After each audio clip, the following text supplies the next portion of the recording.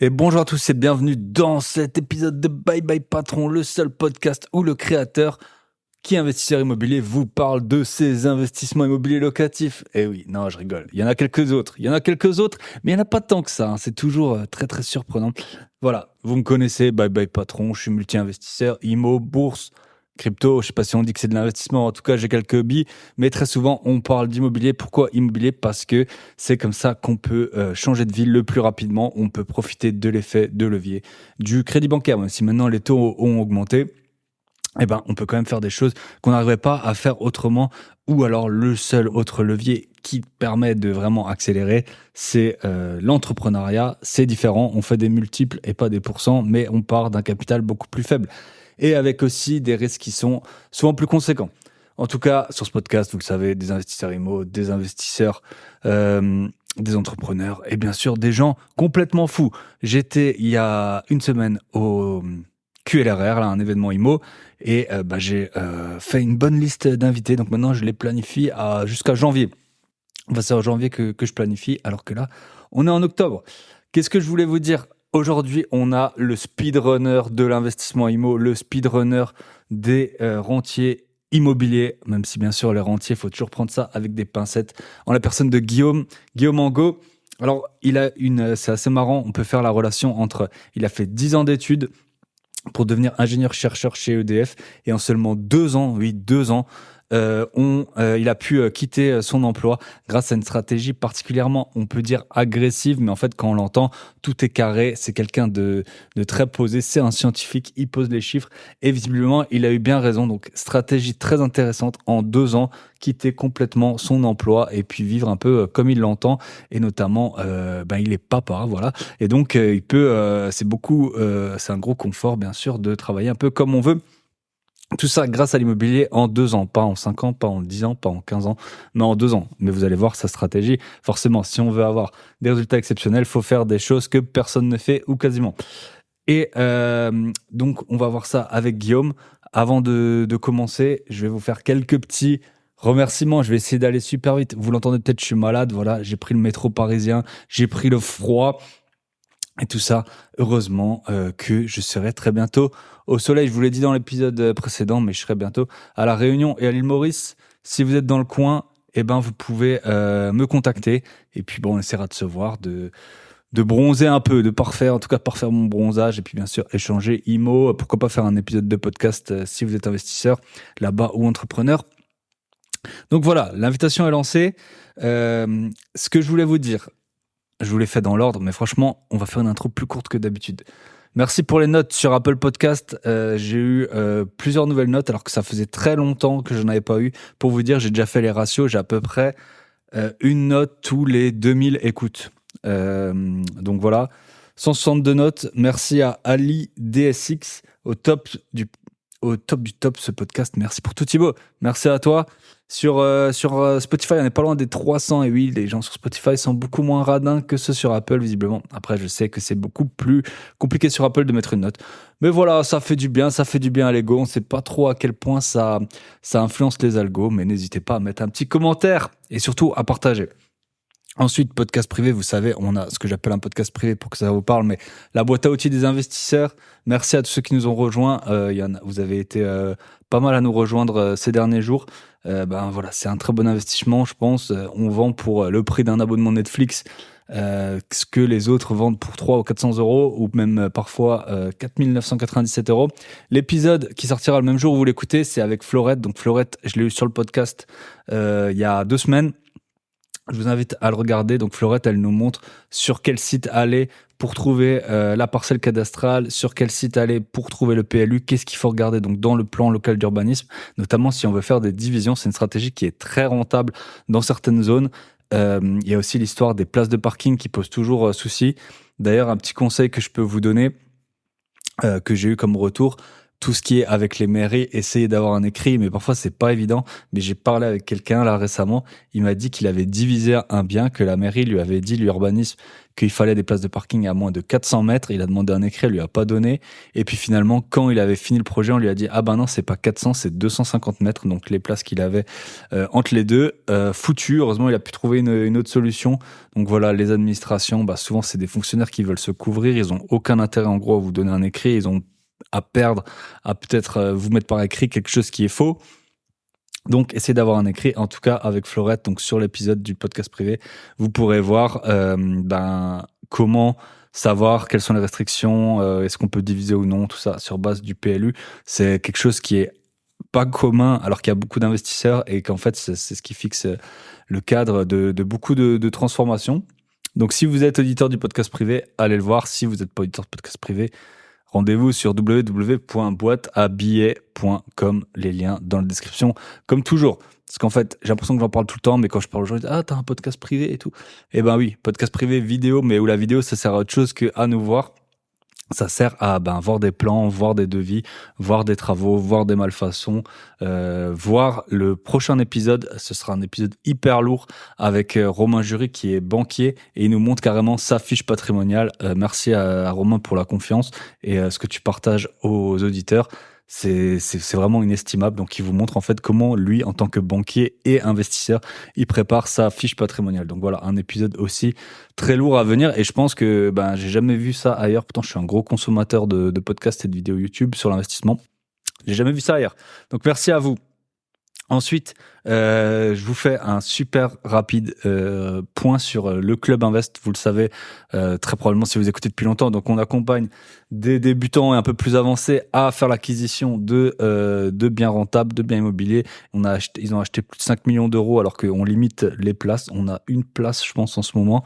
Parce que forcément, l'idée, c'est que les gens commencent quand ils veulent, terminent quand ils veulent avec nous et qu'en fait, on leur apprenne à pêcher plutôt qu'à leur filer des immeubles tout faits. Comme ça, ils peuvent faire leur propre choix, leur propre décision, tout en étant éclairés.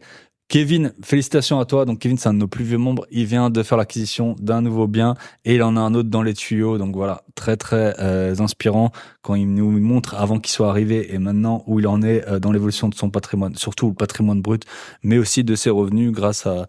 Depuis qu'il est avec nous, il a des activités complémentaires, des revenus complémentaires et tout. Félicitations à toi. Il a posté une petite photo, ça fait trop plaisir.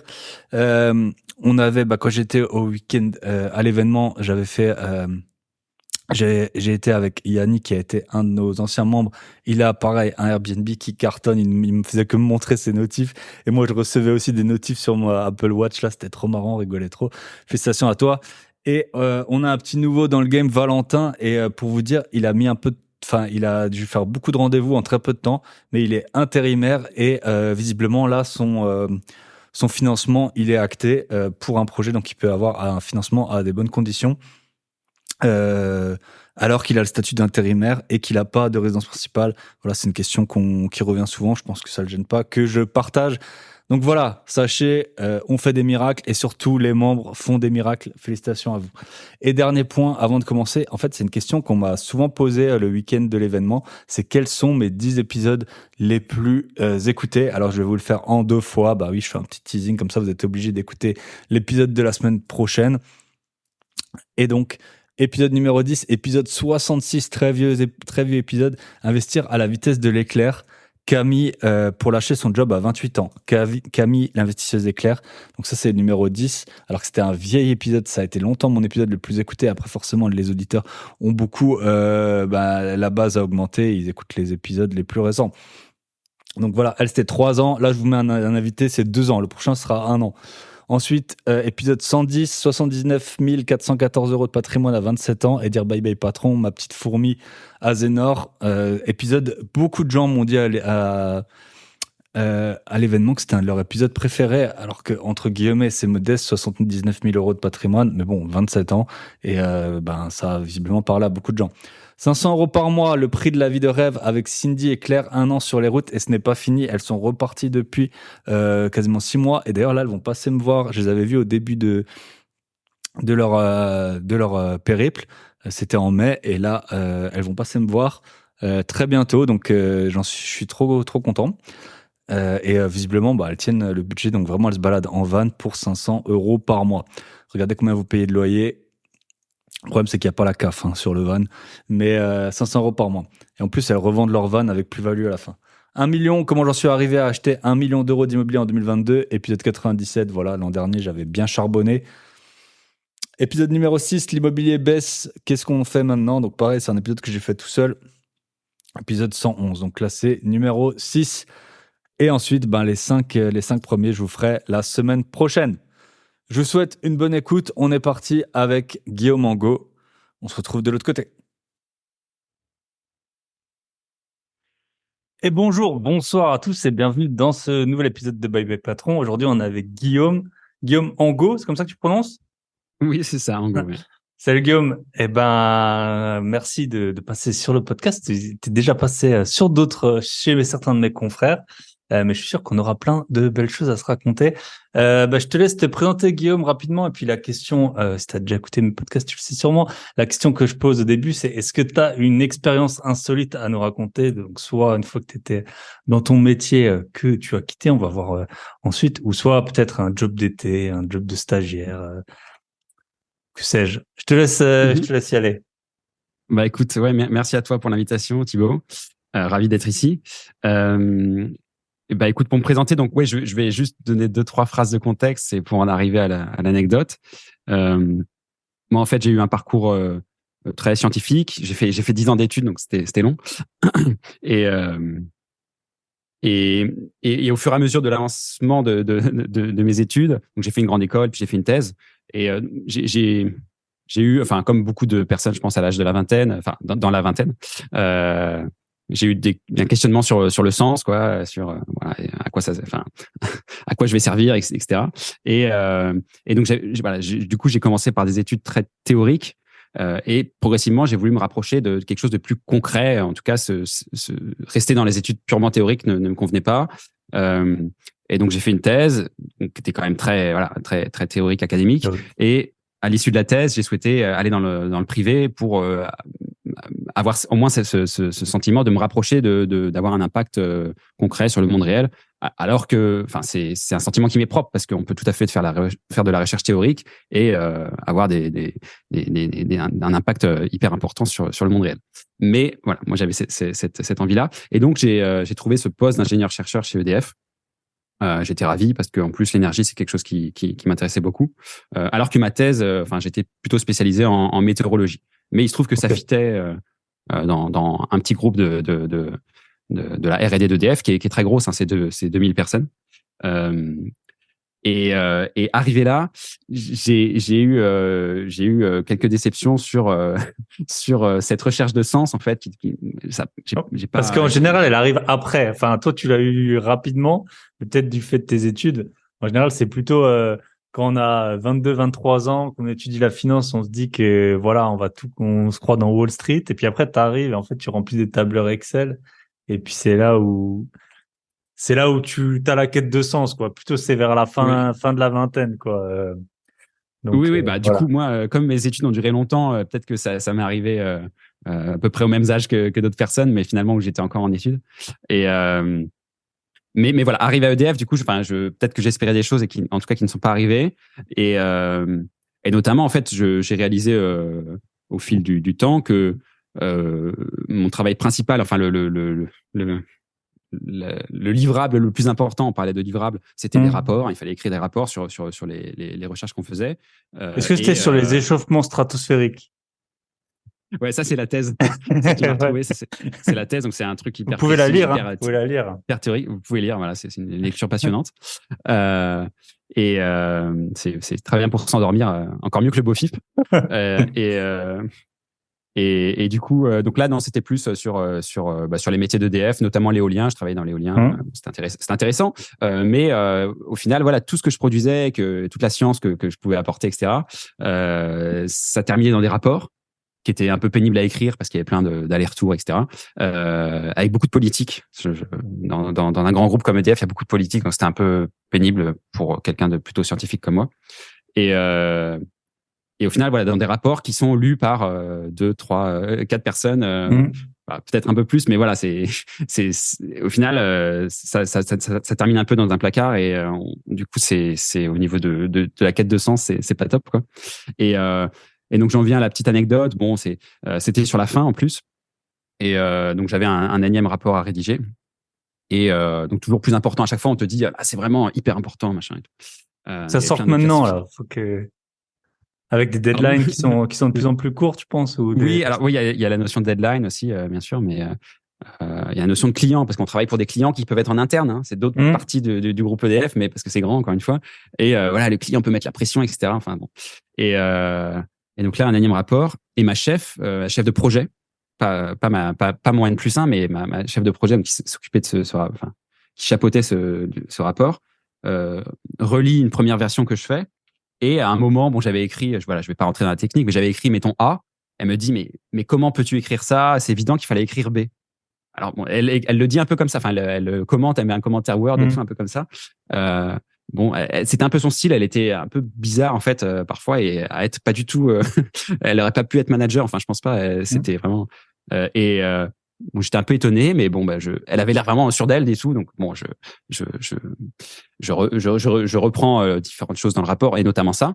Et donc, la deuxième relecture, donc, toujours pareil, EDF, donc c'est très cadré. La deuxième relecture devait se faire avec les chefs, cette fois-ci, les N+1, en copie et tout. Donc, je ponds ce mail avec la deuxième version, machin.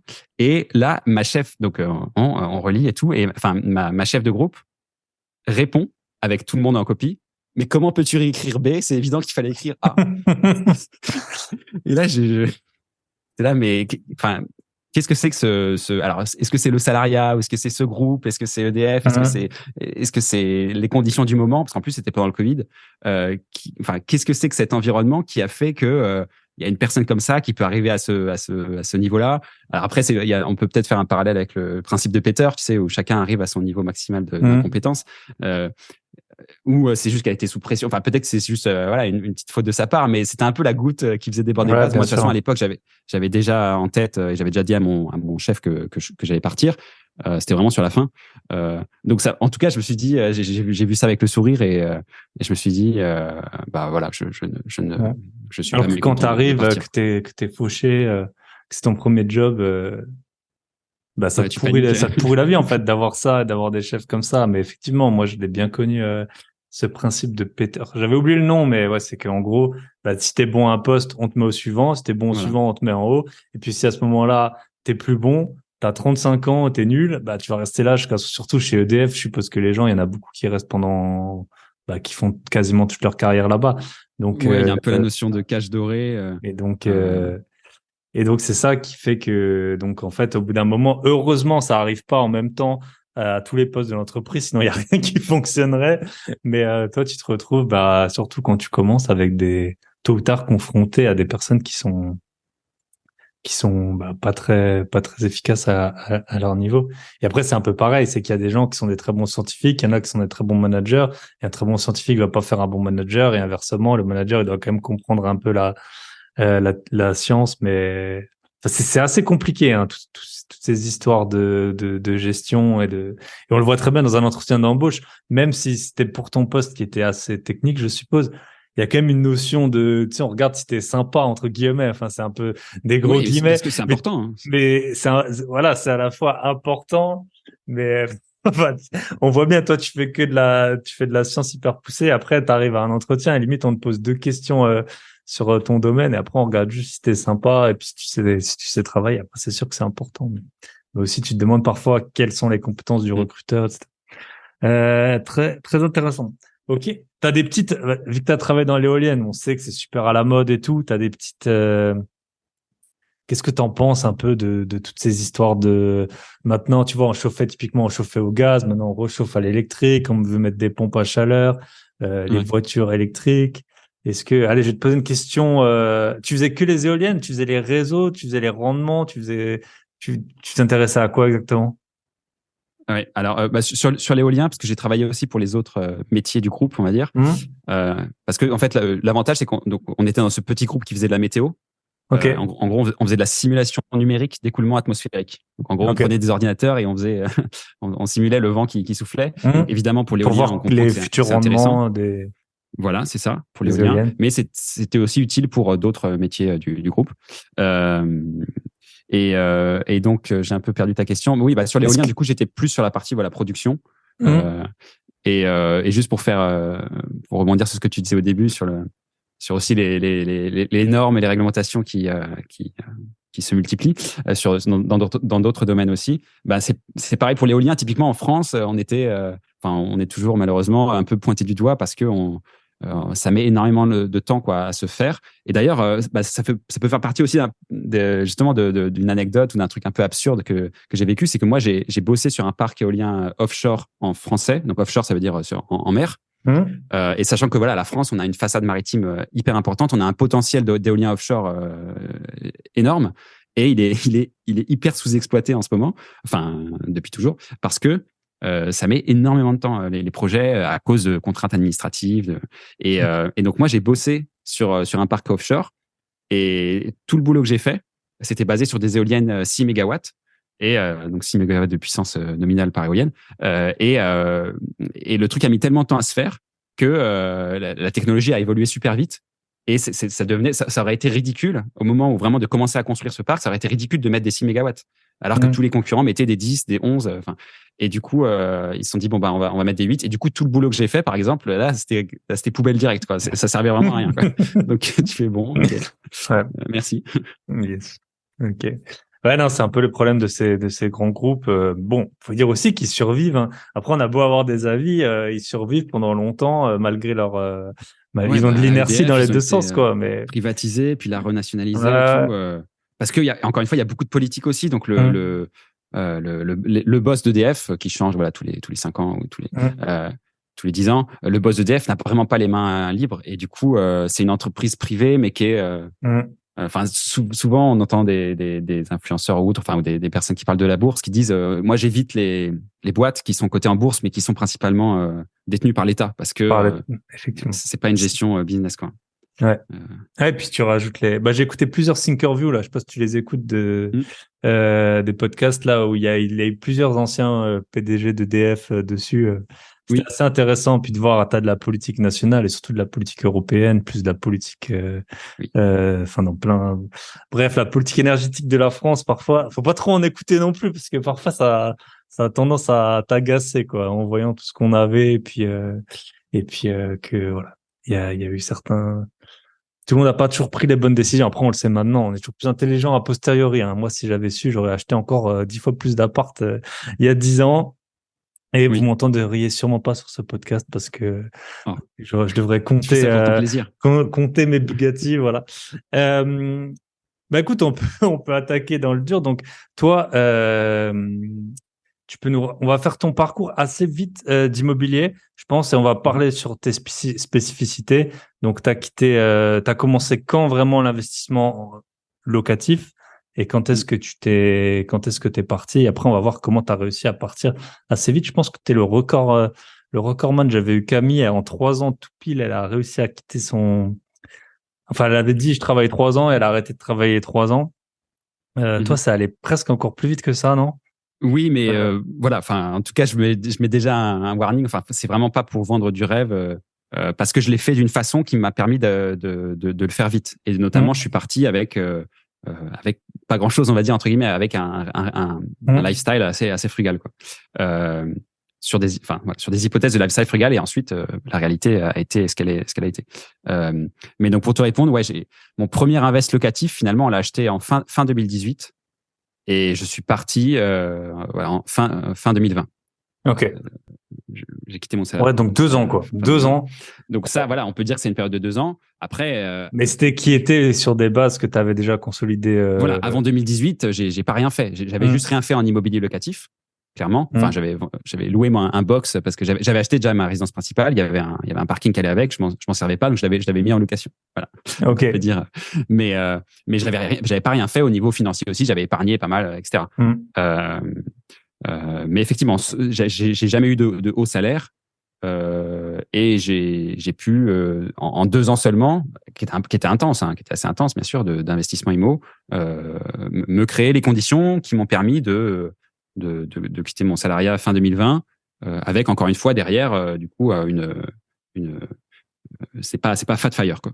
Comme Ouais, on dit, c'est pas le Fat Fire. On en parle, on salue Nils. Il avait fait une bonne petite, un bon petit cours sur le Fire, Fat Fire. Ok, ben on va quand même donc je vais spoiler parce que j'ai un peu révisé. Donc tu avais acheté une première résidence principale en 2015. Ensuite tu as déménagé en 2018, ça. T'as loué quand même. T'avais loué cette maison de 2015. Donc voilà, 2015, effectivement, l'appartement de 2015, j'ai pu le garder. Et donc, quand on a déménagé, je l'ai mis en location. Donc, ça s'est fait effectivement. Ouais, du coup, en fait, tu as raison. Cette résidence principale, je l'ai mise en location début 2018. Ok. Donc, les premiers loyers sont tombés début 2018. Et ensuite, mon premier achat vraiment avec le focus, enfin, avec l'idée d'en faire un invest, c'était fin 2018. Ok. Et donc, ouais, du coup, j'ai ça. Du coup, fin 2018, j'ai 2 biens locatifs. Et encore, celui qui a été acheté fin 2018, il n'était pas encore en location parce qu'il y avait des travaux. Et ensuite, en 19, j'achète un bien et en 20, on achète 3 biens. Ok.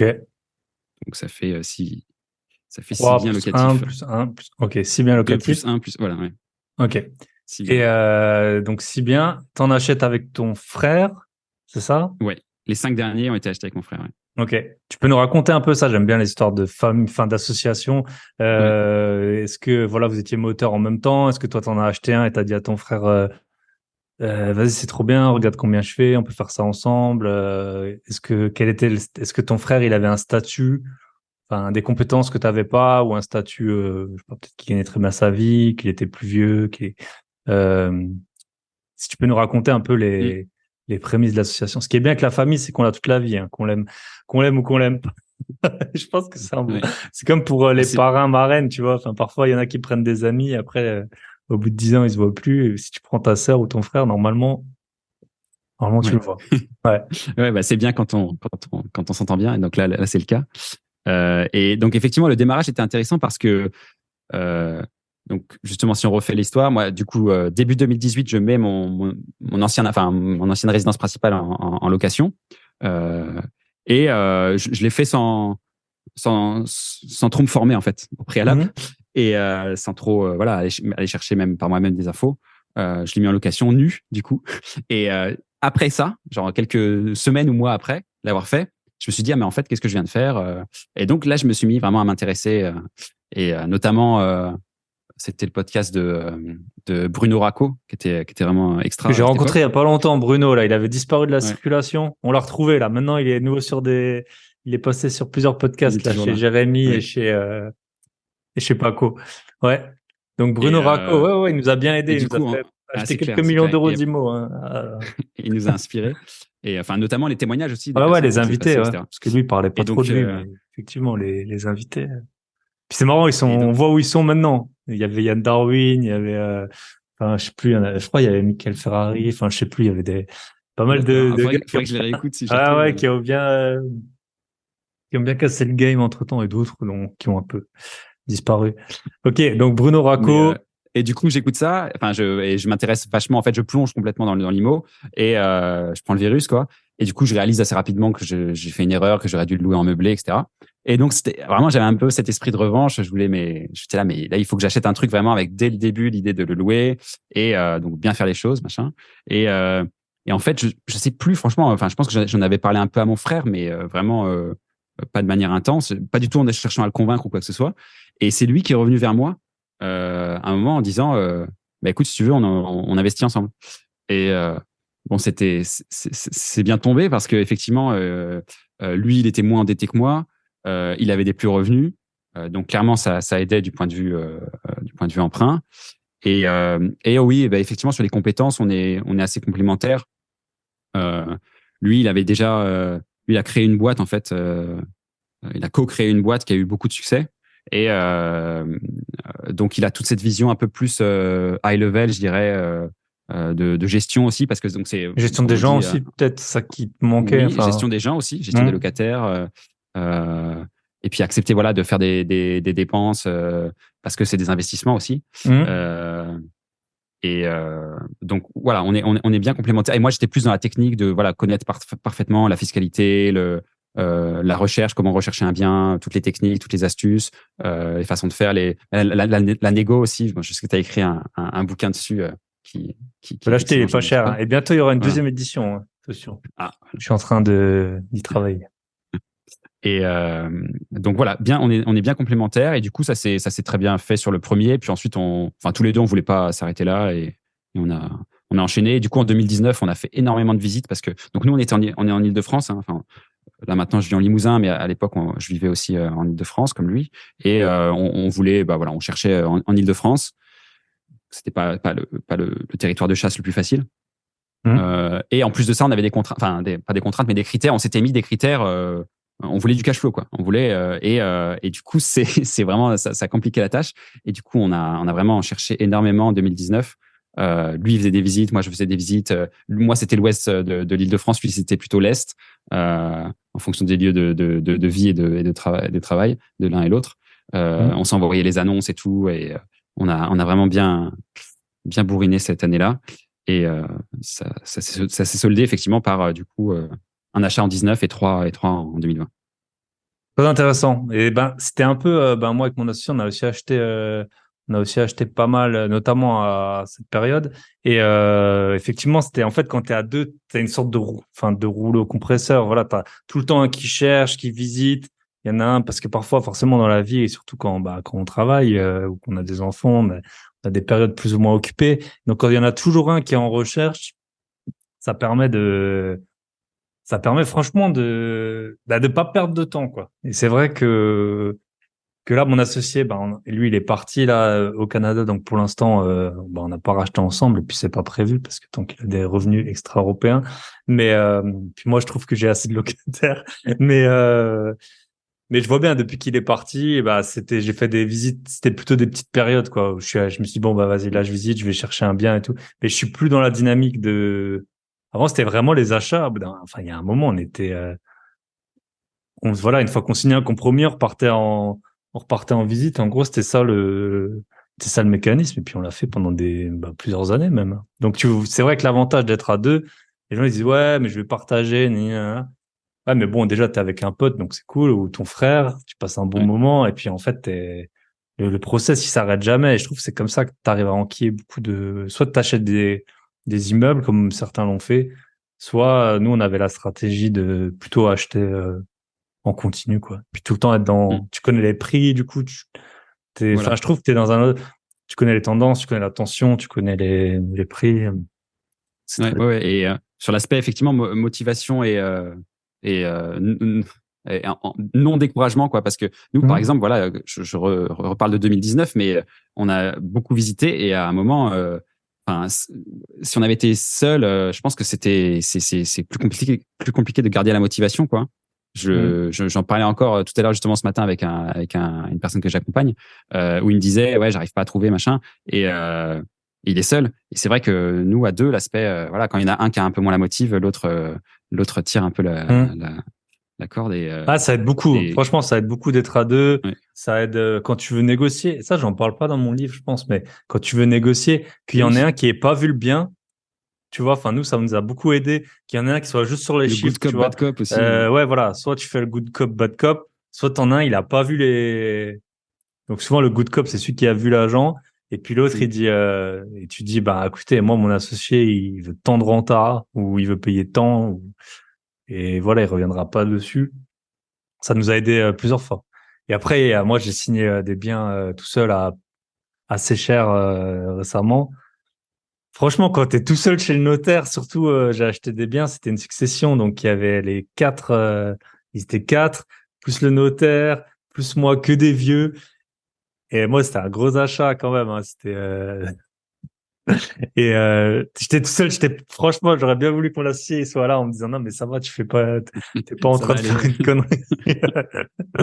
Donc, ouais. Non, donc être à deux, Après, tu peux pas le faire avec tout le monde, mais en tout cas, nous, ça nous a énormément aidé, ça nous a énormément rapproché. On s'écrit tout le temps. Voilà, ce week-end, je sais pas quand on va diffuser l'épisode, mais ce week-end, on fait un week-end ensemble, qu'on a organisé. On sera 25. Et donc, ouais, effectivement. Et maintenant, donc avec ton frère, donc là, on a parlé des recherches. Comment vous organisez à présent? Donc toi, en plus, t'es plus du tout sur place là. Ouais. Ouais, moi, je suis à distance maintenant. Après, je remonte relativement régulièrement sur Paris. Mais on s'est bien réparti les tâches. Moi, je fais un maximum de choses qu'on peut faire à distance. Alors, lui, il en fait aussi une petite partie, hein.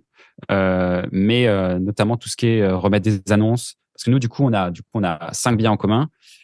Il y en Et a c'est des un colocs. qui est, voilà, il y en a un qui est loué de façon, c'est un meublé classique, et les 4 autres, c'est des colocs. Donc, on a pas mal de locataires. Et donc, il y a un peu de turnover, etc.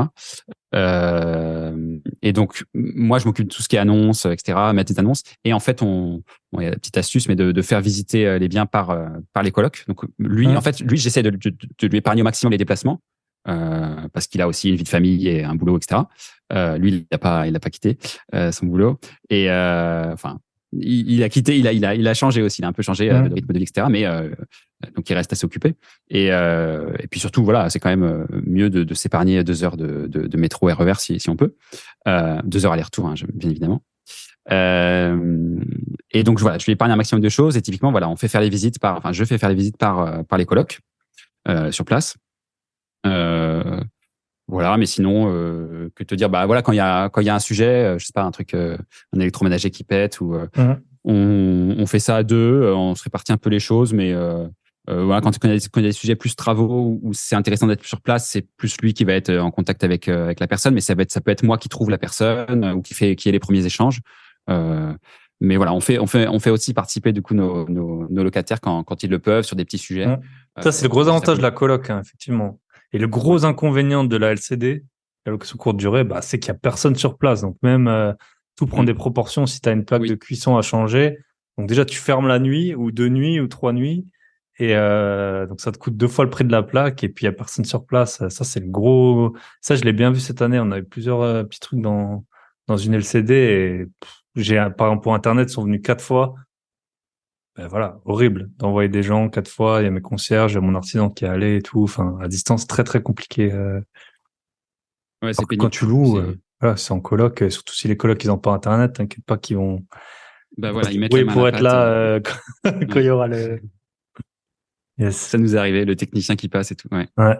On a eu le cas sur Ok. le courant aussi. Là, ils avaient pas de courant, là, Ouais. ils étaient chauds. Ils étaient chauds pour nous aider. Ouais. On embrasse là mon syndic. J'ai eu aussi une coupure de courant, bah, dans la LCD typiquement. Et on a fait un électricien. Il a dit que ça venait pas de là. Il s'est rendu compte que dans l'appart d'à côté ça marchait pas. Moi, j'ai appelé le syndic Nexity.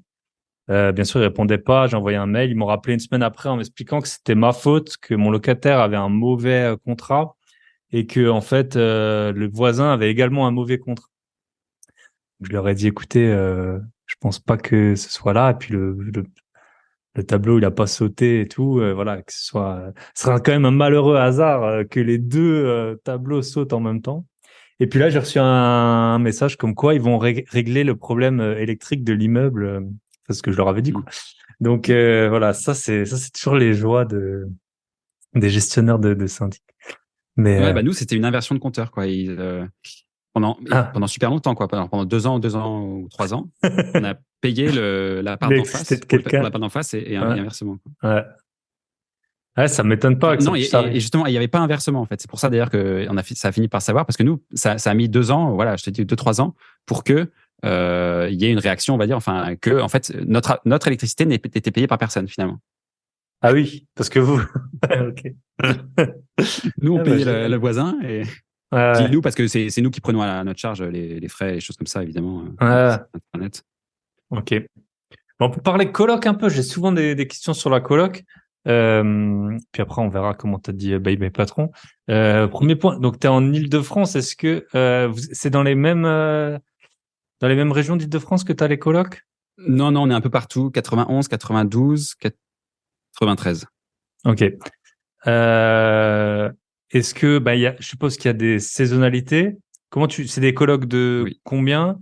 Est-ce qu'il y a des saisonnalités? Combien? Est-ce que, là maintenant, vu que t'es un peu scientifique, je pense que tu as une bonne vision de la vacance. Combien Oui. Ouais, est-ce que tu peux nous dire un peu saisonnalité, à quel point ça se remplit les colocs? Et après, l'aspect pratique, comment tu gères tout ce qui est le contrat d'électricité,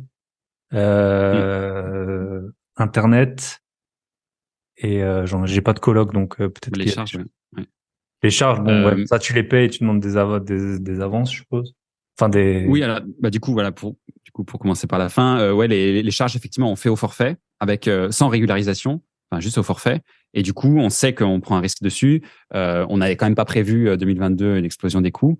Donc, on a pris un peu sur notre cash flow. Ça va, il n'y a pas de souci, le cash flow reste positif largement. Mais d'où l'intérêt de prendre de la marge, hein, parce qu'il y a toujours des trucs qui arrivent.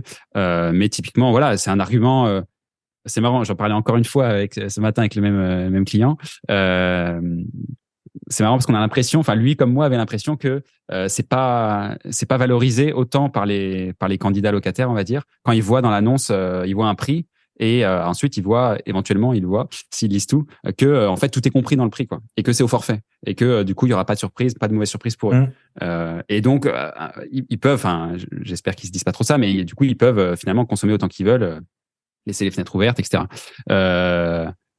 Et voilà, on avait l'impression, lui comme moi, que c'était pas valorisé autant que ça devrait l'être par les candidats locataires. Mais et donc pour revenir sur ta question, du coup, enfin sur toutes tes questions, donc on a 3 colocs de 3 et une coloc de 5. De 5 personnes, avec 2 salles de bain dans la coloc de 5 personnes. Pour moi, il faut mettre au maximum 3 personnes par salle de bain. On a des salons à chaque fois aussi, hein, parce que c'est pas des T3 qu'on a transformés. Voilà. On a des espaces de vie. Parce que voilà, en Ile-de-France, ça peut quand même s'imaginer, hein, et ça se voit aussi. Et pas qu'en Ile-de-France. Voilà, sur tes autres questions. La vacance, les saisonnalités, ouais, quelles sont les bonnes saisons, combien de temps les gens y restent à peu près? Ouais, la vacance est très correcte, très très correcte.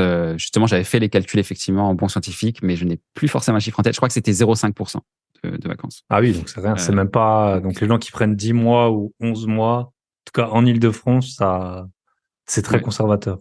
On va prendre. Oui, voilà. Après, sur les profils, en plus, on a des profils assez variés. Mais de toute façon, c'est une stat nationale, hein, que, en fait, en coloc, il y a à peu près la moitié d'étudiants ou un peu moins de la moitié. Et donc, ça veut dire qu'inversement, il y a la moitié de non-étudiants, quoi. Et donc, nous, on a effectivement différents profils. Ça, c'est la vacance. Tu m'as demandé quoi Les d'autre saisons, encore, désolé. saisonnalité. Est-ce que tu vois, saisonnalité, bon, là, elle on enregistre fin de l'été. elle est là, hein. Clairement, elle est là. J'ai du mal à relouer en février, mars, avril. Juin, ça peut être aussi un peu compliqué dans le sens où il peut y avoir beaucoup de départs en juin. Mais dès mi-juillet, ça reprend, hein. Et les gens qui se projettent sur septembre, quoi. Donc oui, il y a une saisonnalité qui nous a obligé à baisser un peu les prix, voilà, quand on avait des chambres qui se sont libérées là au printemps 23. Mais sinon, voilà, globalement, on arrive à maintenir. Enfin, il vaut mieux baisser un peu le prix et garder la vacance faible. Tu peux me raconter, tu vois, tu as l'exemple typique, tu disais que tu gérais à distance les annonces. Genre là, jour 1, aujourd'hui, j'ai un locataire qui dit je vais partir dans un mois. Je te dépose, voilà, il t'envoie son recommandé. C'est quoi? Directement, tu mets l'annonce, directement, tu contactes, t'as un process. Je pense que là, maintenant, avec comment ça se passe exactement? Oui, bah effectivement, je mets l'annonce dès que je peux. Donc, ça peut être le jour même ou dans les jours suivants. Je mets l'annonce. Donc, principalement Le Bon Coin, la carte des colocs. Il y a aussi d'autres sites. Voilà. Après, donc on a des photos, évidemment, on a des vidéos aussi pour la plupart des appartes. Donc ça, c'est utile, hein, et voilà. Après, j'ai mon process. Enfin, quand il y a quelqu'un qui est intéressé, moi, la première question, c'est avez-vous un garant? C'est le plus important pour moi. Ensuite, donc s'ils me disent non ou s'ils savent pas trop ce que c'est, je leur explique que j'accepte tous les types de garanties. Donc en fait, il y a 3 types de garanties: un garant physique, la garantie Visal, et puis les garants système de garantie payante type GarantMe, Uncle, etc. Ça, c'est des garanties que les locataires eux-mêmes payent. Tout à fait, voilà. Et donc ça leur ajoute 20 balles par mois. Mais voilà, ça fonctionne pour les. C'est vrai que moi je m'en sers pas. Moi, j'ai jamais eu à m'en servir. Ouais. Ça fonctionne pour les non-européens, par exemple. C'est toujours un sujet. Alors c'est un dossier qu'ils doivent présenter au site, et c'est le site qui décide ou non de. Ok. De les, et après de les le baquer. site, c'est. Et je pense C'est que comme Visal, quoi, je pense. ouvert. Après, toi, tu as une garantie via le site, c'est ça? Voilà, c'est ça. Tu as une garantie via le site. Alors après, il y a des différences avec Visal, évidemment, dans le sens où c'est une société commerciale, c'est pas l'État, etc. Et du coup, c'est payant. Et du coup, elle a peut-être aussi des critères qui sont différents. Enfin, certainement, elle a des critères qui sont différents il y a des gens qui sont pas éligibles Visal, justement, et du coup, qui vont aller voir ces sociétés-là, quoi.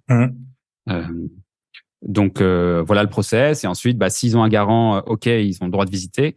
Après avoir vu la vidéo et les photos, pour être sûr qu'ils sont intéressés. Et je leur donne l'adresse précise aussi pour être sûr. En fait, pour pas faire. En fait, je fais faire les visites par mes locataires, par mes colocs. Mais du coup, pour qu'ils continuent à accepter de le faire, c'est que j'ai trié un minimum les gens, même un maximum en fait les gens avant de leur faire les visites, quoi. Donc voilà, ils visitent, etc. Et puis s'ils sont intéressés, ils me présentent ensuite leur dossier et voilà. Donc en général, ça peut être bouclé. Enfin, c'est donc la grande majorité du temps, c'est bouclé dans le mois imparti. Donc voilà. Après, je sais pas si tu avais d'autres questions précises sur le process. Mais... Non, c'était ouais, voir comment tu fais tout ça, ok, à distance. Et tu sais, j'ai une petite question. T'as un temps de réaction, tu vois, sur là, tu as dit que tu avais baissé un peu le prix au printemps. Est-ce que tu t'es dit, bon, au bout de 4 jours, il n'y a rien? Parce que souvent, on le sait, enfin, tu mets une annonce, au bout de 2 jours, tu sais si elle fonctionne ou pas. Après, bon, tu peux un peu attendre, surtout, je pense, en Île-de-France, il y a beaucoup de gens qui tournent et tout. Mais souvent, enfin, quand tu achètes un bien ou que tu essaies de le louer, très vite, tu arrives à avoir une tendance soit du marché ou soit de ton prix s'il est trop, enfin, de la tension. Alors nous, on est plutôt dans le haut du marché parce qu'on propose aussi des biens qui sont, voilà, encore une fois, tout inclus et en général qui ont été intégralement refaits ou en grande partie refaits récemment. Enfin, du coup, en 2018, 2019 ou 2020. Donc, on est plutôt dans le haut du marché et du coup, on n'est pas inondé d'appels. Enfin, ça dépend des biens et ça dépend voilà, comme tu l'as dit, de la saisonnalité. Mais on n'est pas forcément inondé d'appels. Donc, moi, je peux attendre, surtout si j'ai un mois devant moi, je peux attendre facilement une semaine, 10 jours avant de réajuster. Alors après, je reposte les annonces pour qu'elles soient plus visibles, etc. Je fais ce genre de petit travail qui prend pas énormément de temps. Une fois qu'on est habitué, un copier-coller, voilà. Mais voilà, pour la baisse de prix, on l'a fait en plusieurs fois en plus. Donc on a dû, au bout d'une semaine ou 10 jours, faire la première baisse, etc. Ok, top. Donc ça, on l'a vu. Donc on va parler de ton Bye Bye Patron. Après, il y aurait plein de questions. Les gens, ils veulent toujours savoir comment t'as emprunté, à quel statut, tout ça. Mais là, ça m'intéresse plus le Bye Bye Patron. On verra après si on a le temps, parce que ça passe vite. Tu peux nous raconter, tu as commencé à investir, donc dans l'immobilier, tu avais de l'argent de côté, quelle était ta situation, combien tu gagnais, quel était l'objectif, combien te rapportaient tes biens, voilà, comment au bout de 2 ans, t'en es arrivé à la conclusion que c'était faisable. Comment a-t-il fait, quoi. Voilà, comment a-t-il fait? Il a perdu 12 kilos en seulement 2 jours sur le site de journaux là. C'est du coup, effectivement. Où t'en étais, quand t'as commencé? Ouais. Pour reprendre depuis assez tôt, moi j'ai été payé assez tôt parce que j'ai fait une école qui me payait. Donc en fait j'ai fait une prépa et ensuite j'ai fait l'école normale supérieure dans laquelle tu es payé. Ensuite j'ai fait une thèse dans laquelle j'étais payé aussi et ensuite mon emploi d'ingénieur chercheur chez EDF. En CDI, évidemment, dans lequel j'étais évidemment payé, mais pas forcément énormément. D'ailleurs, ça peut faire partie aussi des petites déceptions. Enfin, tu te dis, j'ai fait 10 ans d'études et voilà, j'ai 2000, je commence à tout juste un peu plus de 2000 euros. Tu fais bon, ok. Et donc, depuis longtemps, je suis payé. En plus, depuis longtemps, je fais on pourrait dire des side business maintenant. À l'époque, on parlait plus de, je sais pas, de petits boulots. Notamment, j'ai donné des cours particuliers énormément, mais en fait, j'ai multiplié. Je multipliais à l'époque déjà mes sources de revenus. Et je mettais beaucoup de côté, du coup. Je mettais beaucoup de côté parce qu'en plus, en face de ça, moi, naturellement, je vais pas être dépensier. Donc, j'ai beaucoup accumulé, épargné. Ça jusqu'en 2015, j'ai acheté mon premier bien dans lequel j'ai mis pas mal de cash. Voilà, à l'époque, encore une fois, j'étais pas formé, donc j'ai fait des erreurs. 2018, de nouveau, on achète notre prochaine résidence principale avec ma femme. Et là, pour le coup, au niveau de l'endettement, on était un peu ric-rac, donc on a dû mettre de l'apport. Mais voilà, concrètement, j'avais quand même, il me restait un peu de cash, et puis je continuais à reconstituer, à épargner pendant les premières années, pendant toutes mes années à EDF. Donc j'ai passé 6 ans à EDF. Et les apparts, en gros, on a du coup, moi j'ai 5 apparts avec mon frère qui sont à peu près à 200 000 chacun. Donc voilà, mais évidemment c'est du patrimoine brut. Brut. Et j'ai un appart en propre, du coup, ma toute première RP. Pareil, acheté autour de 200 000 et sur celle-ci pour le coup j'ai moins un emprunt qui est plus petit, quoi, parce que j'avais mis pas mal de cash dedans. Et le crédit restant dû aujourd'hui, ça fait 8 ans et ça a commencé déjà à pas mal se rembourser. Donc tout ça pour dire que à l'été 2019, je fais mes calculs sur mon tableur Excel, voilà, avec mon truc Fire. J'avais déjà intitulé au début, c'était quoi? Fire 2034 ou un truc comme ça. Okay. Mon premier truc, il s'appelait comme ça, il s'appelait Fire dans, je sais plus, dans 15 ans ou un truc comme ça. Mais en 2019, donc je reprends mes calculs et j'ai eu une illumination et j'ai été touché par la grâce. À un moment, je me suis dit, mais en fait, je peux consommer le capital. Et c'est ça qui m'a permis de partir si tôt, c'est la consommation du capital. C'est-à-dire que je ne veux pas, c'est pas que je ne veux pas, mais je me suis dit, si j'accepte de consommer mon capital et donc de ne pas forcément tout garder, tous mes apparts, tous mes investissements, etc., de ne toucher à rien, de vivre que des fruits, donc que des loyers et que des dividendes, on va dire. Si j'accepte aussi de toucher au capital en lui-même, eh bien, ça peut me permettre de me libérer, on va dire, de quitter le salariat beaucoup plus tôt. Tout en étant bien sûr conscient que c'est une stratégie qui est plus risquée que de se dire on va conserver le capital.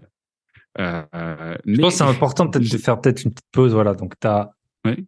Voilà. Donc il y a des gens, ils achètent des apparts. Admettons, tu achètes pour 1 million d'euros d'appart, ça te génère, je sais pas, 8 000 euros par mois de revenus. Remboursement de crédit restant dû. Ouais. Voilà. Et donc il y a des gens, ils disent bon, quand ce sera fini tout ça, j'aurai 1 million d'euros d'IMO, je toucherai à rien et j'aurai 8 000 euros par mois qui vont rentrer. Sauf que si tu regardes 1 million d'euros, c'est quand même, certains vont dire beaucoup, pas beaucoup d'argent, mais tu commences à le diviser sur le temps qui te reste à vivre, entre guillemets. Bon, c'est un peu, voilà, on va vite sur 50 ans, ça fait 20 000 euros par an que tu pourrais prendre.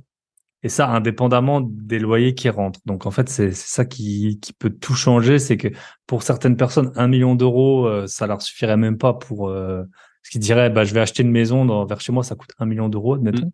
Donc, je suis obligé de travailler toute ma vie. Et puis, pour d'autres, ils se disent, non, mais attends, là, j'ai 1 million. Si j'en vends un bout, si tu commences à en vendre, et c'est pareil avec les actions, quand on en a de plus en plus. Pareil, les actions, on dit que ça rapporte 7-8% par an. Ça paraît hyper loin quand tu as 500 000 euros. Tu vas pas en vivre avec 500 000 euros juste de bourse. Mais si tu commences à en manger au bout d'un moment, c'est sûr que là, ça change tout. Donc, ça change tout, oui, dans le sens où effectivement, du coup, le capital risque a priori de diminuer si tu en vends progressivement une partie, et du coup, les loyers vont aussi diminuer ou les dividendes vont diminuer. Donc il faut pas se gourer dans les calculs. Bien sûr. Faut prendre de la marge d'une façon ou d'une autre, même si c'est déjà une stratégie qui est plus risquée que d'autres. Donc tu t'es dit, tu as eu l'illumination au lieu de 2034, ce sera 2020. Parce que là, tu avais un patrimoine net, on va dire, il s'élevait à combien à peu près? Ah oui, patrimoine net était hyper faible.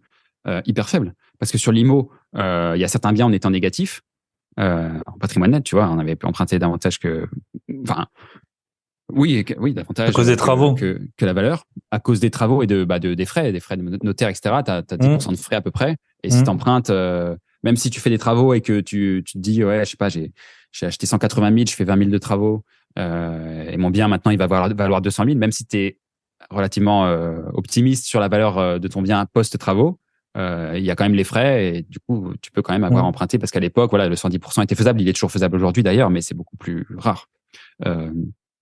Donc voilà, sur le patrimoine IMO, franchement, globalement, mon patrimoine net, ça devait être autour de 100-150 000 euros, quoi.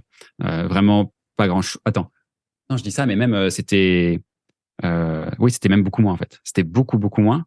parce que justement sur mes premières projections, du coup, je devais commencer à consommer mon capital. Donc, c'est-à-dire concrètement vendre un appart. Je devais commencer à vendre un appart, genre 1 an après avoir quitté mon taf, quoi. Parce que j'avais que 1 an de cash dispo pour vivre, quoi. Donc c'était vraiment just, sachant que du coup j'avais pris ce tableur, etc. Ces projections, j'en ai fait plusieurs, mais je me basais sur la projection, l'une des projections les plus pessimistes, avec des hypothèses qui étaient, à mon sens, relativement conservatrices. Et voilà, voyant ça, je me suis dit ça peut le faire, quoi. Et oui, ça peut le faire.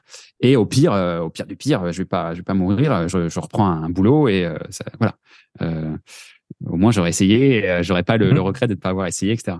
Et du coup, ma femme était vachement alignée avec ça. Elle est pas du tout dans les chiffres. Elle a pas la connaissance de mon patrimoine, etc. Mais elle est vraiment dans la confiance. Elle sait comment je gère les choses, etc.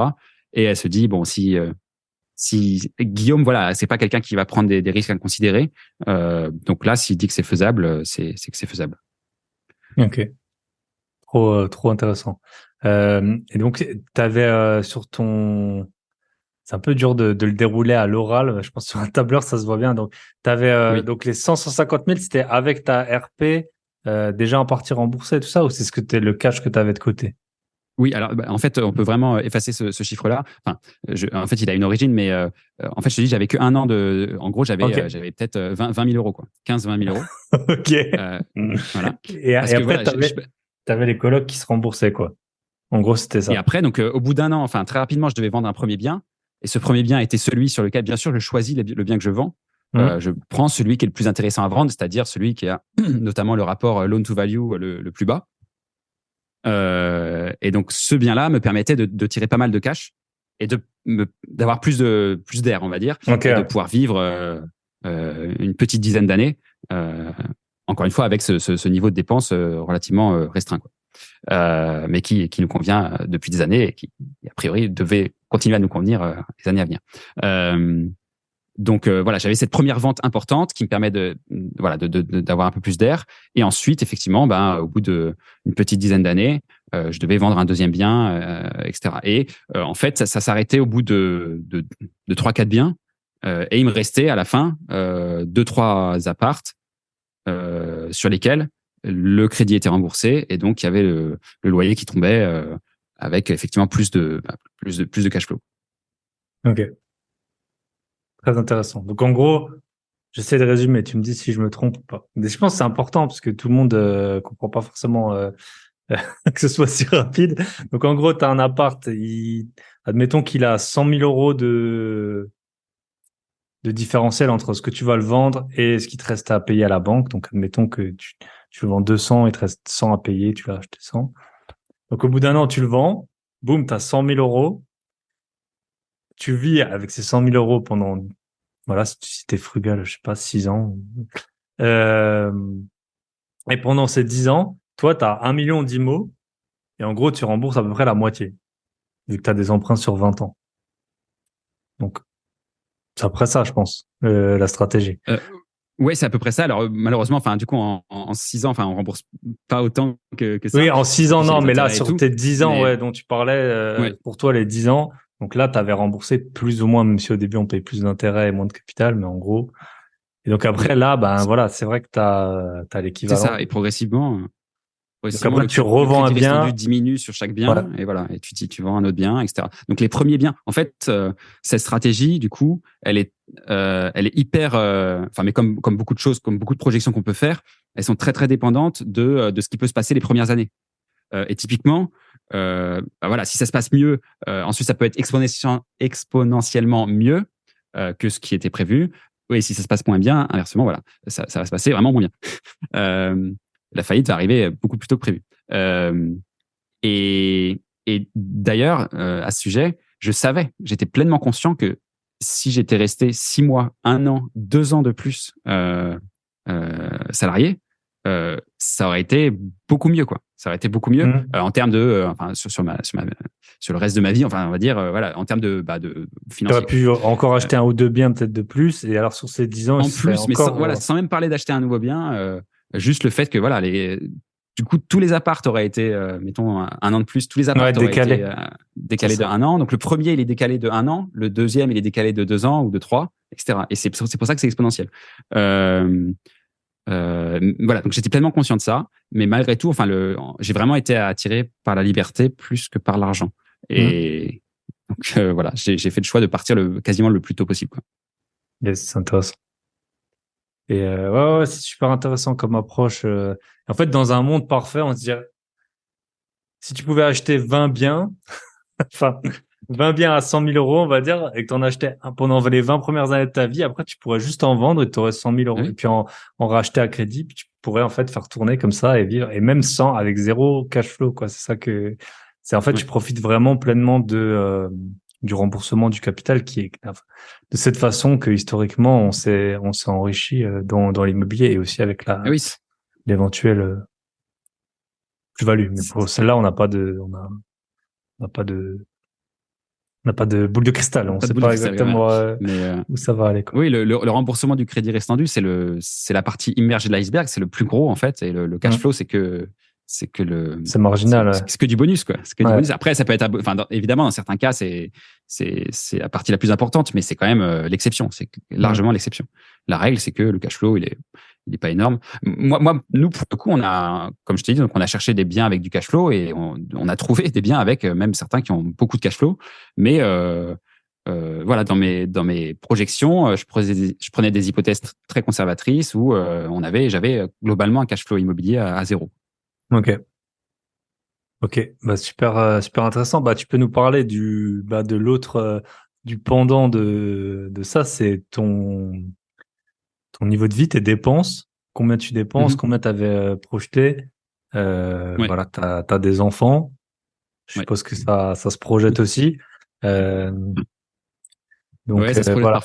Parfois ça tombe, ça arrive comme ça. Parfois, il y a des accidents. Là, c'était pas le cas, mais donc, en plus, voilà, en 2019, mon premier enfant est né, donc ça, pour le coup, lui, il était vraiment, il était dans le tableau, et il était, voilà, je savais quand même qu'il était probable qu'on en ait au moins un deuxième, ce qui est le cas maintenant, depuis 1 an. Et donc, oui, sur les dépenses, c'est pareil, hein. Donc, moi, j'ai tout mis dans mon tableur. En fait, moi, je tiens mes comptes. Je tiens mes comptes depuis 2008. J'ai revu l'info, j'ai été rechercher l'info récemment là parce que je voulais en faire un petit post Insta et LinkedIn, mais je tiens mes comptes depuis 2008, donc ça commence à faire pas mal d'historique. Et du coup, c'est des stats hyper intéressantes et tu vois si t'es régulier ou pas, si ça augmente beaucoup, si c'est plutôt flat. Donc ça, voilà, il y a beaucoup d'infos, toujours intéressant. Et du coup, là pour les projections, c'est pareil. Je pouvais m'asseoir sur pas mal de choses que je connaissais. À l'inverse, il y avait des choses qui étaient moins évidentes. Par exemple, mon fils, il avait que 1 an à l'époque, et en grandissant, peut-être que les dépenses entre 18 et 19 ans sont pas les mêmes que les dépenses entre 1 an et 2 ans. Donc ça. Après, voilà, du coup, j'ai fait des recherches pour savoir un peu combien coûte un enfant, etc. Mais ou sur d'autres aspects, parce qu'on voulait aussi complètement changer de vie. On a déménagé, on était en Île-de-France, on a déménagé dans une maison à la campagne. Donc, il y avait voiture, par exemple. Il y a le poste voiture. Donc, c'est pareil, j'ai dû faire des recherches pour voir à peu près combien ça pourrait coûter, etc. N'ayant jamais eu de voiture jusque-là. Donc, voilà, j'ai fait des projections aussi sur nos dépenses. Et pareil, en mettant plutôt la marge haute et la fourchette haute pour toujours être dans la projection conservatrice. Et de fait, la réalité se passe depuis 3 ans, conformément à la partie conservatrice des projections, à savoir que les revenus sont supérieurs à ceux projetés et les dépenses sont inférieures à celles projetées. Ok. Et tu peux nous donner un chiffre à peu près de combien t'as estimé qu'il fallait pour vivre dans le Limousin? Alors, combien j'avais estimé? Ouais. Je crois que j'étais parti sur 2500 € mensuel pour nous, pour notre famille. Et au final, on est inférieur du coup. On est inférieur. Sachant que c'est 2500 €, pas directement de dépenses, parce qu'en fait, finalement, on dépense plus, mais on a des aides. On a des aides, on a 2 enfants, on n'a pas beaucoup de revenus, donc voilà, on a des aides. Ça, c'est le gros avantage c'est que en fait, les aides et pas mal de choses c'est sur base de l'année, en fait. Peu importe ce que tu as gagné avant, peu importe ce que tu as encaissé, si alors peut-être pas toutes les aides, hein, le RSA et tout ça, je crois pas, mais à mon avis les allocations, Ouais, on a quand pas même pas le d'enfants, RSA, mais les hein, allocations familiales, la crèche aussi, je crois que parfois ouais, c'est proportionnel à ton revenu. C'est du N-2, hein, donc c'est pénible. Moi, C'est j'étais là, pénible non, non, mais quand tu as dit bye bye en patron. 2021, j'étais là, non, mais je gagne Donc, vraiment, on gagne vraiment pas grand-chose. Est-ce que vous pouvez résumé, on peut-être achète baser des sur... appartes, on, on dit bye bye patron, on attend 2 ans avant de faire des enfants. Et après, c'est bon, Voilà. tu peux payer la Sinon, crèche pas cher. Ok. non, mais et donc on a un peu d'aide. Hein, ça reste marginal. C'est autour de parce que j'ai une enfant qui est handicapée aussi, donc on a des aides par rapport à ça. Voilà, ça typiquement, j'avais pas du tout prévu. Bah, bien sûr. On a une enfant voilà qui a un problème d'audition, donc c'est reconnu comme un handicap et du coup il y a une petite aide. Mais en face, moi j'ai estimé que ça me coûte autour de 10 000 euros par an. Parce que on a 10 000 rendez-vous, on a des choses qui sont pas remboursées. Donc ça, je l'avais pas prévu. Et c'est clairement les aides face aux 10 000 euros, ça fait pas le poids, quoi. Mais bon, ça passe. Donc ça va le faire. Ok. Très, très intéressant. Et la maison, vous l'avez achetée ou vous la louée? Non, on l'a acheté. Alors c'est pareil. Ça, pour le coup, j'étais formé à l'époque et donc j'étais pleinement conscient aussi que c'était trop dommage en 2020 de devoir payer un bien cash. Mais on l'a fait parce que on ne pouvait pas emprunter davantage. Donc voilà, on l'a acheté cash et ça fait partie aussi du plan. Enfin, on pouvait pas, j'aurais pas pu partir si tôt si j'avais voulu vivre à Paris ou, ou sur la Côte d'Azur. Donc on est dans un endroit où l'immobilier est pas hyper cher, quoi. C'est quoi le budget qu'il faut pour habiter dans le Limousin dans une maison aujourd'hui? Aujourd'hui, oui, ce sera autour de 200 000. On est super bien, quoi. On est super bien. Ok, top. Et ça, tu as pu le payer grâce à la vente de ta première RP, en fait. Pas la première, du coup, c'était la première, elle est toujours en location. Ah, elle est toujours en location. C'est le bien que j'ai acheté en 2015, mais c'était le deuxième, quoi. Celui qu'on quittait, on a fait un achat, enfin, une vente puis achat classique, sauf qu'on a acheté, sauf qu'on n'a pas eu besoin de pré-relais. Mais on a vendu le bien qu'on a quitté et puis pour acheter celui qu'on pour acheter la occupé. maison. Ok. J'ai encore t'as un peu de temps encore? Ouais, pas de souci. Ouais. Petite question, du coup, comment tu vis un peu t'as les deux côtés. Enfin, c'est vraiment je pense une décélération de ton rythme de vie. Enfin, comment ça se passe Île-de-France? Enfin, moi, chaque fois que je vais à Paris, c'est épuisant. Il y a tellement de monde, tu peux même pas marcher tu peux même pas marcher sur le trottoir. Je te conseille pas d'essayer de prendre les transports avec une poussette, hein. Ah ouais. Non, mais moi, j'étais à Londres il y a pas longtemps. J'ai vu un nombre de personnes et à Rome avec des poussettes. Mais qu'est-ce que vous faites là, les gens? Je sais pas. Enfin, j'ai l'impression que c'est le pire endroit du monde enfin, en tout cas, du coup, comment ça se passe? Parce que forcément, tu t'es éloigné. Bon, maintenant, on peut se parler à distance, mais tu t'as plus de collègues, je sais pas si ta famille, ton frère était dans cette région. Voilà, tu vois beaucoup moins de gens. T'avais grandi en Île-de-France? Oui, moi j'ai toujours été parisien ou donc comment ça se passe? Tu pars, tu connais plus ou moins personne là où tu arrives. C'est marrant, le jour je parlais avec une rentière, qui a dit bye bye patron, et elle me disait je vais peut-être m'inscrire à faire du sport avec des retraités, quoi. Parce qu'en fait, elle disait ouais, mais parce que moi, ce qui m'irait bien, c'est le mardi à 11h, quoi. Et donc j'ai eu le questionnement aussi. Enfin, on l'a eu avec ma femme. Mais finalement, du coup, tu t'adaptes quand même aux horaires parce que voilà, pour pouvoir voir des gens de ta tranche d'âge, il faut un peu s'adapter. Mais effectivement, donc 2020, c'était un énorme changement pour moi à de multiples points de vue. Et nous, donc voilà, on avait quand même projeté depuis l'été 2019. En fait, on faisait des visites. Donc ça faisait 1 an qu'on visitait, etc. Dans cet endroit-là, qu'on connaissait un petit peu, dans lequel on avait de la famille, ma femme avait de la famille, donc on connaissait quand même quelques personnes dans le coin. Et on s'était pas mal projeté, notamment sur ce changement de vie, et notamment le fait d'avoir un jardin, d'être plus en contact avec la nature. Tout ça, c'est des choses auxquelles on aspirait. Donc, on n'a pas été déçus. Et du point de vue, relation, donc voilà, on connaissait déjà quelques personnes sur place. On s'est fait beaucoup de nouvelles relations grâce aux enfants. C'est vrai que ça marche bien. Voilà, le petit qui va à l'école ou au sport, etc. C'est très très utile, très pratique. Et finalement, on est à 3 heures de Paris. Donc moi, je remonte assez souvent, que ce soit pour gérer des choses dans les appartes ou tout simplement juste pour voir ma famille qui est principalement sur Paris. Donc voilà, ça se fait bien. On a aussi, moi, j'étais très content de voir que, comme maintenant on a une maison qui est assez grande, enfin, on peut quand même accueillir des gens. Et j'étais très content de voir que les gens n'étaient pas trop heureux à l'idée de faire 3 heures de train pour aller en Limousin. Donc c'est top. Enfin, franchement, on s'est fait des nouvelles relations. On a conservé les anciennes. Moi, je suis aussi par exemple, dans mon groupe de potes. Enfin, on est 6. Et il y en a que 2 qui sont restés à Paris. Il y en a un qui est parti en Normandie, l'autre il est même parti en Russie. Donc voilà, on n'est pas les seuls à avoir bougé. Donc ça se fait bien. Et sur le nouveau rythme, moi mon rythme de vie perso, en fait j'ai mis un peu de temps à me chercher, à me trouver, à trouver un rythme. J'ai peut-être mis un petit peu de temps.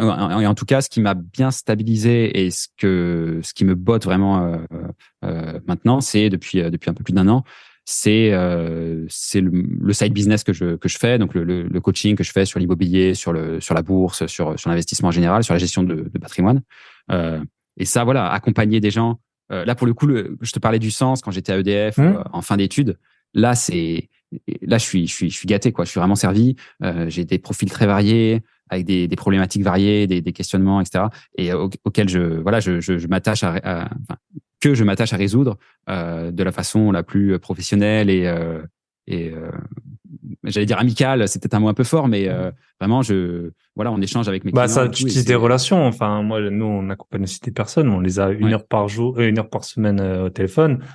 C'est plus que ma sœur, ma grand-mère. Enfin, voilà, je parle plus avec eux, en tout cas sur cette année en ce moment, qu'avec des gens hyper proches. Donc tu peux comprendre ce que je ressens. Et il y a certains clients que je peux rencontrer en physique. Donc c'est chouette aussi. Et donc voilà, du coup, mon équilibre, il est bien trouvé entre la famille. De toute façon, sur Instagram, j'ai fait un petit crowbar avec la répartition de mon temps, sur lequel on voit qu'il y a une bonne partie qui est liée à la famille, les amis, et notamment mes 2 enfants en bas âge. Ça prend quand même un peu de temps. Et puis il y a des choses, le potager, le sport, mais il y a aussi l'accompagnement, la formation, parce que du coup je continue à me former non-stop, quoi. Et donc j'ai ces 2 pieds-là. Enfin, j'ai trouvé un rythme de vie très équilibré et effectivement avec quand même une liberté importante, très importante, que je cherchais à tout prix et qui ne m'a pas réellement déçu, qui m'a pas déçu du tout, quoi. Enfin, je suis ravi de ce nouveau rythme. Yes. Je pense, je sais pas si tu confirmes, mais tu vois, j'en parlais avec, forcément, je suis entouré j'ai aussi une vie en dehors du podcast, mais, avec des investisseurs. Et en fait, notamment qui avaient des emplois où, c'est pas vraiment du harcèlement, mais en fait, c'est jamais assez bien, tu vois. C'est souvent, en fait, on essaye d'un peu te contrôler de cette façon en te disant que ça va pas Et quand tu commences à avoir, nous, on a aussi parce que t'as plein de gens, ils se disent, ouais, il y a encore un formateur immobilier de plus et tout. Déjà, on en a parlé en off, le nombre qu'on peut gérer, il est super limité. Ça prend, si tu veux vraiment bien le faire, et pas juste envoyer des vidéos que t'as tournées il y a 3 ans, ça prend du temps. Après, quand tu vois les personnes, là, on a un des membres, Yanni, il a eu plein de péripéties. Et là, il nous a envoyé son annonce Airbnb, du bien fini, nickel et tout. Franchement, il est content, on est content. C'est vraiment une satisfaction que je trouve que dans ta vie, on va dire, si t'es employé ou même à mon avis, si t'es à ton compte avec des clients, que t'as jamais d'avoir des gens qui sont vraiment super contents, sauf dans certains métiers peut-être, mais et après, c'est tout bête, mais les locations courte durée, t'as des notes. Moi là, j'en parle assez souvent. Je mets ma résidence principale quand je suis pas là sur Airbnb Booking. J'ai eu que j'ai eu que des 10 sur 10, c'est 5 sur 5, j'en ai peut-être 15. Je veux dire, voilà, t'as les gens, ils disent, ouais, c'est trop bien, ce que t'as fait, bah, mon appartement, voilà, je l'ai aménagé et tout en conséquence, quand je l'ai acheté. Et quand tu le vois écrit noir sur blanc, et en fait, c'est un truc que t'as jamais quasiment dans ta vie. Soit t'étais le chouchou du prof et à ce moment-là, tu l'avais. Mais sinon, en fait, t'as jamais de merci, quoi. Enfin, dans plein d'activités, en tout cas.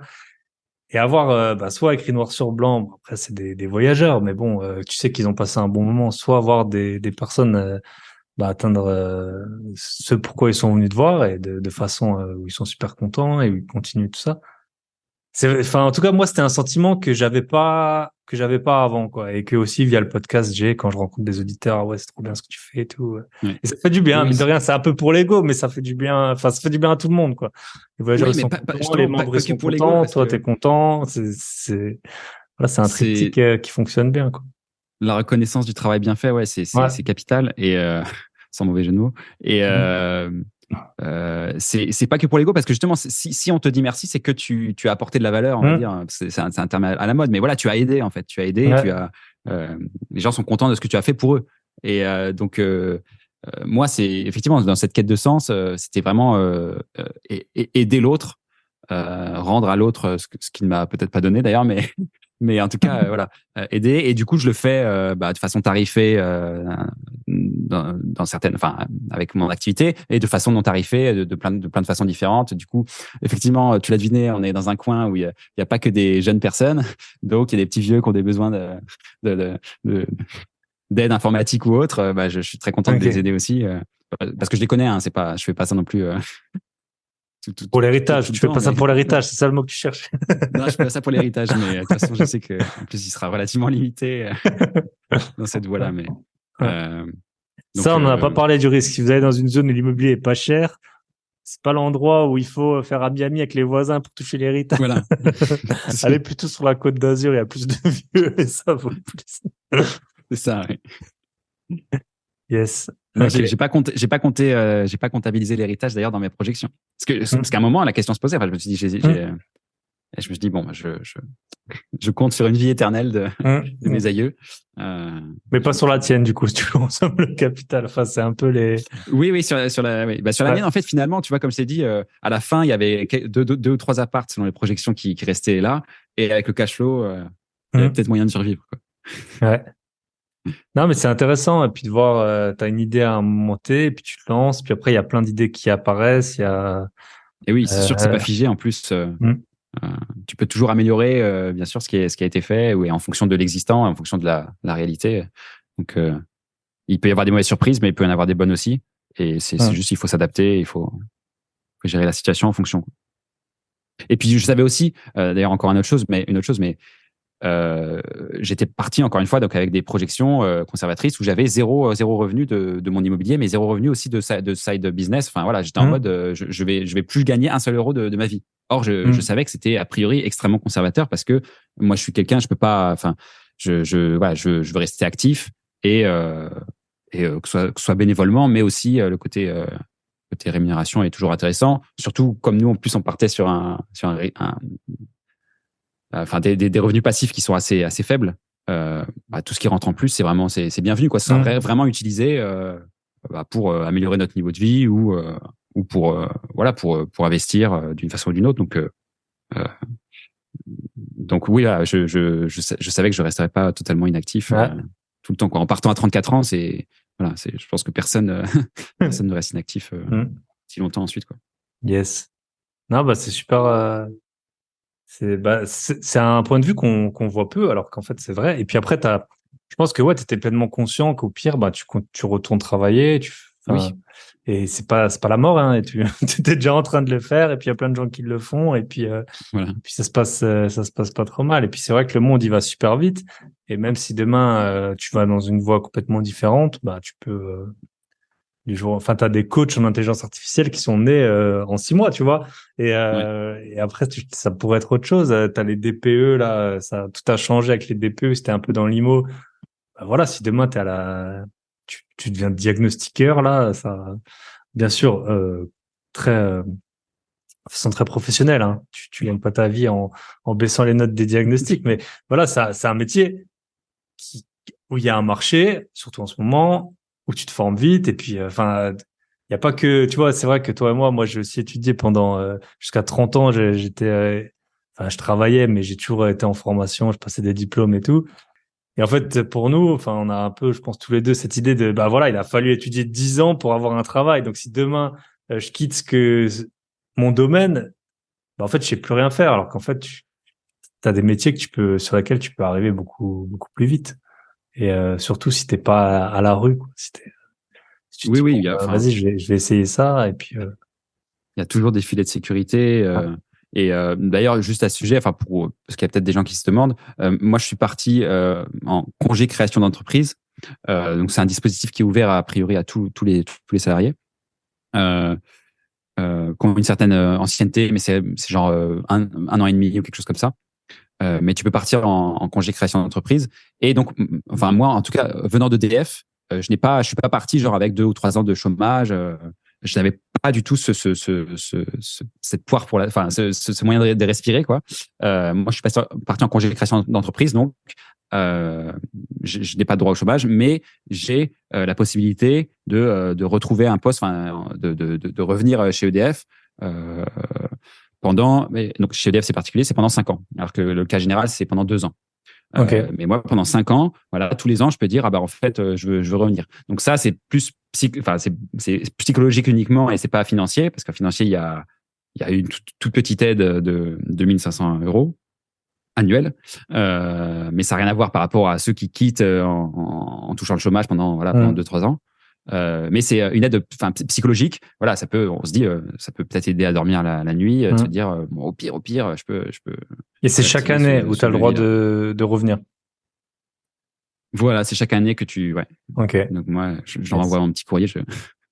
Et je pense que les fonctionnaires, eux, ils ont l'histoire de la dispo là pendant 10 ans. Enfin, je sais pas, je connais pas très bien le statut. Il y a des dispositifs équivalents, effectivement, pour les fonctionnaires. Ouais. C'est vrai que ça couvre quand même pas mal de monde. Hein. Si tu prends les fonctionnaires, si tu prends le cas dont tu parles, si tu prends les gens, voilà, où il y a des départs volontaires. Oui, il y a des conventions collectives qui peuvent être, par nature des conventions collectives, elles peuvent être supérieures, mieux disantes, on va dire, que la loi. Donc la loi, c'est 2 ans et il peut y avoir des cas où c'est 3, 4, 5 ans. Donc, c'est top. Bah, je vais te poser les 2 questions que tout le monde va me demander. Dans quel statut tu détiens tes appartements? Parce qu'en fait, les gens, ils posent la question de la fiscalité avant d'acheter et de visiter un bien. Donc, je te fais gagner du temps en répondant directement. Du coup, c'est tout en nom propre. Et du coup, il y a un bien que je détiens à 100% et puis 5 biens qu'on a à 50% avec mon frère. Mais tout en nom propre, on s'est dit, pour pas s'embêter, par simplicité, et puis pour le rendement aussi, pour éviter des frais de SCI, etc. Et puis, oui, et puis ne pas avoir, pouvoir toucher les revenus, quoi. Pouvoir toucher les revenus, donc pas avoir une SCI à l'IS, par exemple. Yes. Et deuxième point, comment vous êtes endetté? Donc, est-ce que ça a été simple? Vous étiez à 2? Est-ce que, pourquoi on t'a pas arrêté? Est-ce que c'était par rapport à, tu penses que les projets ils tenaient la route, ils tournaient bien? Est-ce que c'est par rapport au revenu de ton frère? Est-ce que c'est parce que toi, tu étais dans une société solide? Est-ce que tu as une idée de comment, parce qu'au final, vous avez emprunté à peu près 1 million d'euros, ça? Oui. Sur les appartements? Oui, tout à fait. Ouais. Voilà, à 2, donc t'avais des revenus, on n'en a pas parlé, mais à peu près, ils avaient un peu augmenté les 2000 de départ, je suppose, mais. Voilà, j'étais inférieur à 3000.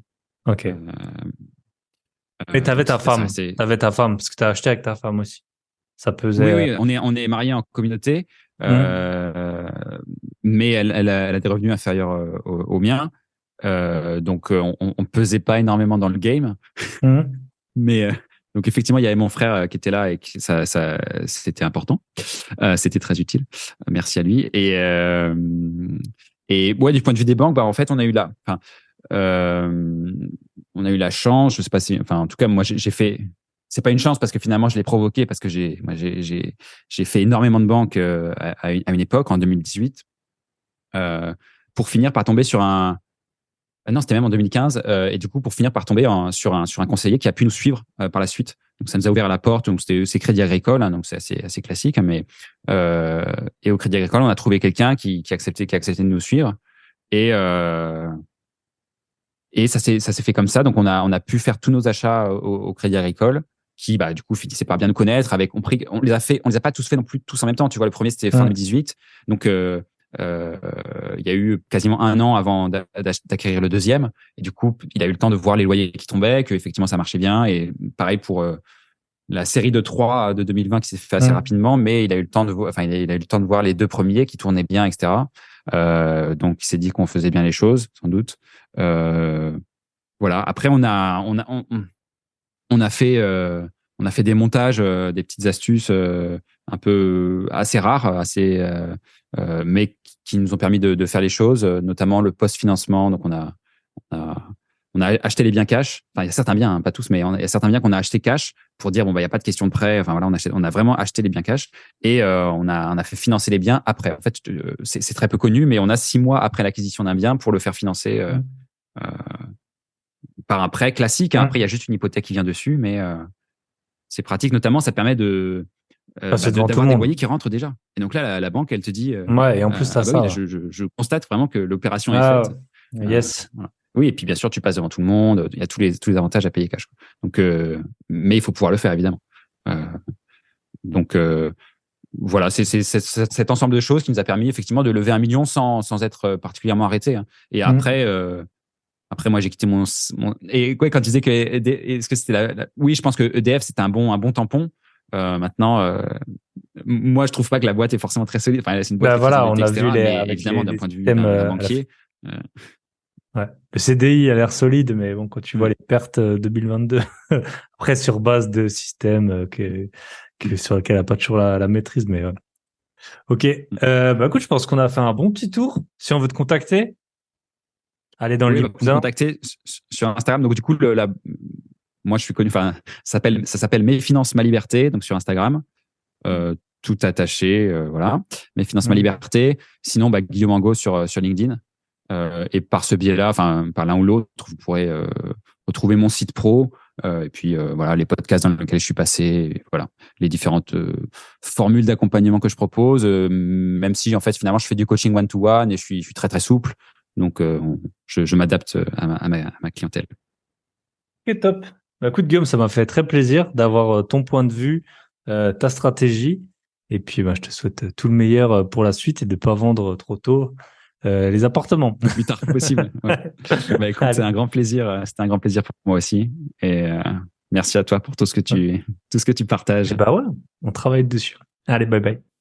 Et oui, pas évident pour moi d'enregistrer cette intro et cette outro en étant malade. J'ai dû couper quand je tousse. Voilà, j'espère qu'il vous a plu l'épisode. Si ça vous a pas motivé 2 ans pour quitter son emploi, voilà. Pour me remercier de faire en dépit et contre tout, et alors que je suis fiévreux et que je tousse, une petite intro. Pensez à commenter, liker, partager, et puis allez voir les liens, si vous voulez, dans la description. Vous ne serez pas déçus. Il y a des choses gratuites, il y a des choses payantes, mais pas chères. Il y a des trucs de très haute qualité. Tout est dans la description. Je vous souhaite une très bonne semaine. Prenez soin de vous, prenez soin de vos proches, et prenez soin de vos gros billets. Bye bye.